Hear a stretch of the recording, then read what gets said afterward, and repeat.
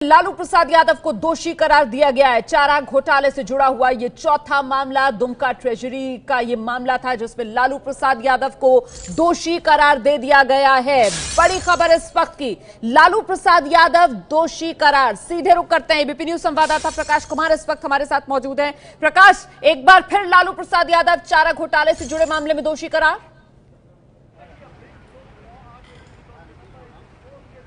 बिल्कुल दोषी करार दे दिए गए हैं और जज ने साफ तौर पे कहा कि लालू यादव क्योंकि जेल में है और इस तरह से वो कस्टडी में है, उनके आए बिना भी फैसला सुनाया जा सकता है। क्योंकि 1:30 बजे ही शोक सभा होनी है तो उसके पहले जज ने ये फैसला सुना दिया कि दुमका कोषागार से अवैध निकासी मामले में, चारा घोटाले मामले में, चौथे मामले में वो दोषी करार दे दिए गए हैं। यानी कि अब तक 4 मामले में लालू यादव चारा घोटाले में दोषी करार दिए गए हैं। अब कितनी सजा होती है इसका ऐलान बाद में होगा और वो तारीख दी जाएगी कि किस दिन कितनी सजा होगी, इसके बारे में वो फैसला होगा। लेकिन फिलहाल ये बड़ी खबर है कि लालू यादव दोषी करार दे दिए गए हैं दुमका कोषागार मामले में, अवैध निकासी मामले में।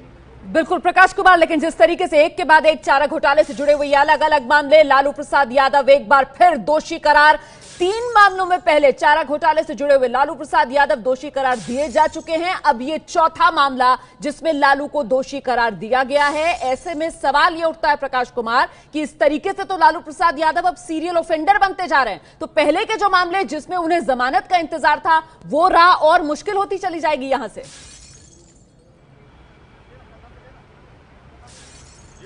बिल्कुल काफी असमंजस की स्थिति बनी हुई थी क्योंकि पहला जो फैसला आना था वो 15 तारीख को आना था, लेकिन उसे टाल दिया गया था और बीच में टालने के बाद फिर एक दिन ऐसा मौका आया कि उस दिन फैसला सुनाया जा सकता है नेक्स्ट डेट को, लेकिन उस दिन जज ही चले गए थे ट्रेनिंग पर, जुडिशियल ट्रेनिंग में, तो इस वजह से उस दिन भी फैसला नहीं हो पाया था। और आज भी अंतिम समय में, क्योंकि 1:30 बजे तक ही कोर्ट चलना था और उसके बाद शोक सभा होनी थी, तो उसके बंद होने से पहले काफी देर तक उनके आने का इंतजार होता रहा। कोर्ट परिसर में भी वो पहुंच गए लेकिन कोर्ट रूम में नहीं पहुंच पाए। उस वक्त तक में 1:30 बजे से पहले ही ये फैसला आ गया और अल्फाबेटिकल तरीके से नाम चल रहा था। लालू यादव वहां मौजूद नहीं थे तो उनको छोड़ करके बाकी लोगों के बारे में फैसला आ चुका था। कई लोगों को दोषी करार दे दिया गया था। जगन्नाथ मिश्र रिहा हो चुके थे। ऐसे में आखिरी समय में कोर्ट ने सीधे तौर पे कहा, क्योंकि जेल को कस्टडी माना जाता है और वो कोर्ट की निगरानी में रहते हैं, तो ये मानकर चला जाएगा और ऐसे में कोर्ट ये फैसला दे सकता है। और आखिरकार आज चौथे मामले में फैसला आ गया। जाहिर है कि 4 मामलों में सजा होने की वजह से ये माना जाएगा कि वो ऑफेंडर हैं, वो हैबिचुअल ऑफेंडर हैं।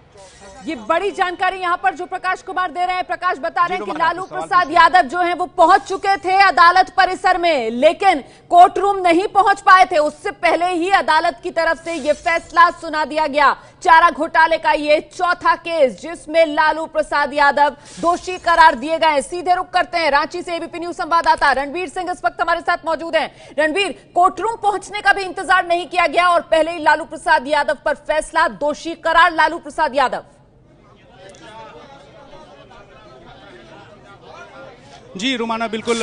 असल में आज यहाँ पे एक वकील की डेथ की वजह से कॉन्डोलेंस होना था और 1:30 बजे सारे वकीलों को अपने कामकाज से बाहर जाके शोक सभा में शामिल होकर कोर्ट की कार्रवाई बंद करनी थी। इसलिए जज ने कहा कि लालू जी ऑलरेडी कस्टडी में हैं और कस्टडी में होने की वजह से जो कोर्ट की प्रक्रिया है उसको रोकना ठीक नहीं है। उनके वकील से उन्होंने कहा कि अगर आप कहें तो इस मामले में सजा सुनाई जाए और लालू के जो वकील उपस्थित थे उन्होंने हामी भरी और उसके तुरंत बाद जज ने जो कोर्ट की लालू की सजा है वो सुनाई। लालू जी के वकील हमारे साथ हैं। सर, आप कोर्ट में मैंने हुआ पूरा पूछिए क्या हुआ आज कोर्ट में? आज जजमेंट की तिथि निर्धारित थी।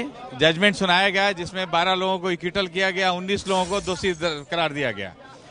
जो पॉलिटिशियन थे जिनको कन्विक्ट किया गया under section 120B, read with section 420, 467, 468, 471, 477A IPC में, और under section 13(2) read with section 13(1)CD prevention corruption act में पॉलिटिशियन को और जो ब्यूरोक्रेट्स थे और जो डॉक्टर थे। सर, लालू की सजा को लेकर मैं पूछ रहा हूं कि लालू को जो सजा सुनाई गई है वो सजा एक साथ मिलेगी या वो अलग अलग चलेगी? कुछ क्लैरिफिकेशन है? देखिए, 2 चीज है। अभी उस बिंदु पर कोई आर्गुमेंट नहीं हुआ है।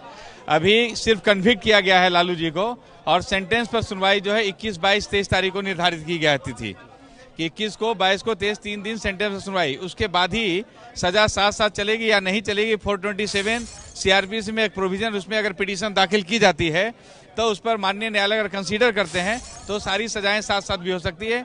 सेंटेंस अवार्डेड, इफ अवार्ड करेंगे इस केस में, सेंटेंस अवार्ड होगा तो उसमें प्रेयर किया जा सकता है कि सेंटेंस अगर अवार्ड करते हैं तो प्रीवियस सेंटेंस जो RC 20 में हुआ 5 ईयर्स, उसके साथ मर्ज कर दिया जाए, दोनों साथ साथ चले। ये पिटीशन 427 सीआरपीसी में एक प्रोविजन है तो चल सकता है। तो आपने सुना वकील साहब जो कि वहाँ पे कोर्ट रूम में मौजूद थे, और आप देख सकते हैं यहाँ रघुवंश प्रसाद सिंह जो आरजेडी के नेता हैं, हम उनसे भी बात करने की कोशिश करेंगे। रघुवंश जी हमारे साथ हैं, हम इनसे भी बात करने की कोशिश करेंगे कि रघुवंश बाबू का क्या कहना है। हालांकि अभी जो हमसे बात हुई थी रघुवंश बाबू की, अब देख शायद लालू आ गए हैं कोर्ट परिसर में, लालू यादव शायद पहुंचे हैं, हम आपको दिखाने की कोशिश करेंगे। बिल्कुल हमारे सामने रघुवंश बाबू लालू जी आ गए हैं, अभी उनको फिर से दोषी करार दिया, चौथा मामला है, इस पे आपकी प्रतिक्रिया? तो इससे हम निराश हुए हैं चौथी बार, लेकिन हताश नहीं हुए हैं। और इस पर मैं पहले बोल चुका हूं कि न्यायालय से जो फैसला हो रहा है, जगन्नाथ मिश्र को बेल, जगदीश शर्मा को बेल, लालू जी को जेल, ये अद्भुत फैसला है। इसका हम लोग उच्च न्यायालय में चुनौती देंगे। सर, इसका कोई राजनीतिक मायने आप लोग बार बार क्यों निकालते रहते हैं? कोर्ट का मामला, राजनीति से कुछ हो रहा है, अभी सब कुछ में राजनीति है और षड्यंत्र है कि लालू जी को किसी हालत में जेल में रखा जाए। लालू जी की तबीयत खराब थी और जज में जब सुनवाई हो रही थी तो फिर उस वक्त कहा गया कि वो आ सकते हैं। तो आप देख सकते हैं कि लालू प्रसाद यादव अभी पहुंचे हैं कोर्ट में, और यहाँ पे सिक्योरिटी के बीच में, बड़ी सिक्योरिटी है और उसके बीच में लालू यादव यहाँ अस्पताल से जेल परिसर पहुंचे हैं। और उसके पहले ही लालू यादव के पहुंचने से ठीक पहले जज ने लालू यादव को दोषी करार दिया है। मेरे साथ फिर से रघुवंश बाबू जुड़े हैं, हम इनसे बात करने की कोशिश करेंगे। आरजेडी की बड़ी संख्या में नेता हैं लालू यादव के साथ, उनके समर्थक भी हैं, नेता भी हैं जो यहाँ पे कोर्ट रूम पहुंचे हैं। और अब ये कोर्ट फैसला करेगी कि जो दोषी करार दिए गए हैं उसमें सजा कितनी होगी। इसकी सुनवाई चूंकि कल नहीं हो सकती, शरहुल नाम का एक त्यौहार होता है झारखंड का, वो त्यौहार की वजह से सरकारी छुट्टी है, तो कोर्ट उसके बाद, छुट्टी के बाद सुनवाई करेगी और ये डिसाइड करेगी कि आखिर इस मामले में जो दोषी हैं 19 दोषी, उनको क्या कितनी सजा मिलती है। आपको बताऊं कि इससे पहले 3 अलग अलग चारा घोटाले से जुड़े मामलों में भी लालू यादव दोषी करार दिए जा चुके हैं। ऐसे में जो कुल 6 मामले हैं, 6 में से 4 के 4 मामले अभी तक जजमेंट आया है और इस जजमेंट में लालू यादव चारों में दोषी करार दिए गए हैं। मुश्किलें लगातार बढ़ती हुई, आरजेडी के नेता इस मामले में ऊपर की अदालत जाने की बात कर रहे हैं, लेकिन अभी 2 मामले जो बचे हुए हैं, उन 2 मामलों में लालू यादव पर क्या फैसला आता है उसके बाद ही जाया जा सकता है। ऐसे में लालू यादव लगातार मुश्किलों में, बिरसा मुंडा जेल रांची में वो बंद हैं और तबियत खराब होने की वजह से वो हॉस्पिटलाइज थे, लेकिन आज जज ने कहा कि उन्हें जेल प्रशासन की तरफ से ऐसी कोई सूचना नहीं आई है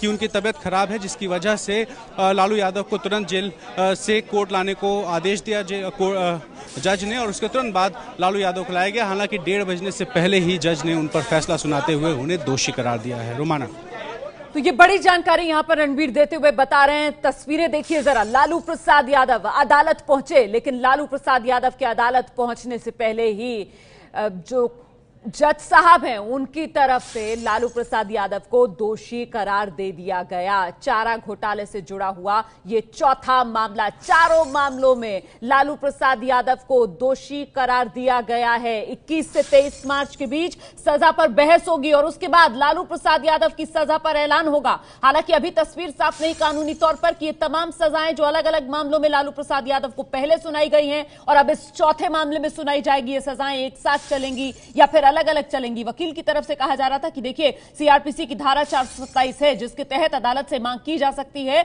कि इन तमाम सजाओं को एक साथ चलाया जाए, लेकिन वो बात की बात। फिलहाल आरजेडी की तरफ से कहा जा रहा है कि हम जमानत लेंगे इस मामले में, ऊपरी अदालत का दरवाजा खटखटाएंगे और आरजेडी, लालू प्रसाद यादव की पार्टी जो पूरी तरीके से इस मामले को राजनीतिक रंग दे रही है।